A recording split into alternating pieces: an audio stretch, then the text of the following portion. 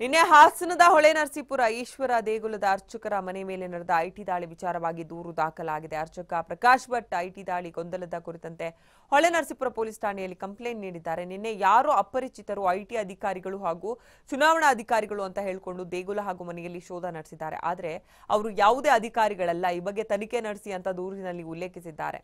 ಈ ಸಂಬಂಧ ಮೊಕದ್ದಮೆ ಸಂಖ್ಯೆ 55/2019ರಲ್ಲಿ ಐಪಿಸಿ ಸೆಕ್ಷನ್ 341, 487, 417 ಅಡಿಯಲ್ಲಿ ಕೇಸ್ ದಾಖಲಾಗಿದೆ.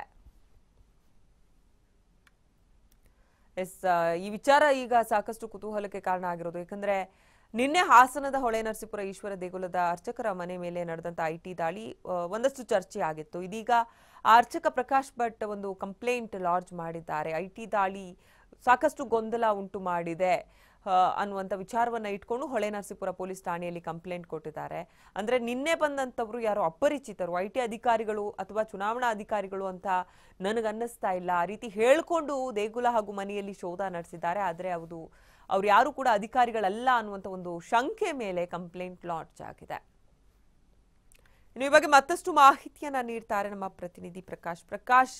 ಏನಿದು ಗೊಂದಲ? ಹಾಗಾದ್ರೆ ನಿನ್ನೆ ಅವ್ರಿಗೆ ಡೌಟ್ ಬರ್ಲಿಲ್ವಾ ಇವರು ಅಧಿಕಾರಿಗಳಲ್ಲ, ಇವ್ರು ಯಾರೋ ಫೇಕ್ ಅಧಿಕಾರಿಗಳು ಅಂತ? ನಿಜಕ್ಕೂ ಆಗಿರೋದೇನ್? ಹಾಗಾದ್ರೆ ಪೊಲೀಸರು ಏನ್ ಹೇಳ್ತಾರೆ? ಅಂಕಿತಾ, ಈಗಾಗಲೇ ಜಿಲ್ಲಾ ಪೊಲೀಸ್ ವರಿಷ್ಠಾಧಿಕಾರಿಗಳು ನಮಗೆ ಮಾಹಿತಿ ಕೊಟ್ಟಿರುವ ಪ್ರಕಾರ ಏನಂತಂದ್ರೆ ಈಗಾಗಲೇ ಹೊಳೆನರಸೀಪುರ ಪೊಲೀಸ್ ಠಾಣೆಯಲ್ಲೂ ಕೂಡ ಈಗಾಗಲೇ ಪ್ರಕರಣ ದಾಖಲಾಗಿರುವಂತದ್ದು. ಪ್ರಕಾಶ್ ಭಟ್ ಅರ್ಚಕ ಏನಿರ್ತಾರೆ ಅವರ ದೂರಿನ ಆಧಾರದ ಮೇಲೆ ಈಗಾಗಲೇ ಪ್ರಕರಣವನ್ನು ಕೂಡ ದಾಖಲು ಮಾಡಿದ್ದಾರೆ.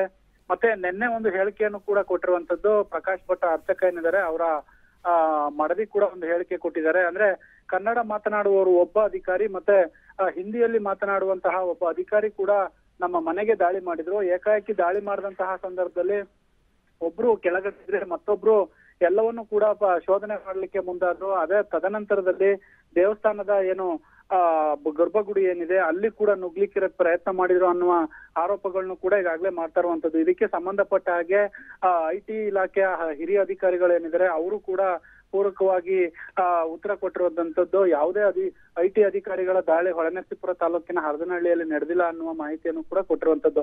ಅದರ ಜೊತೆಗೆ ಈಗಾಗಲೇ ಪೊಲೀಸರು ಕೂಡ ದೂರು ದಾಖಲಿಸಿಕೊಂಡಿದ್ದಾರೆ.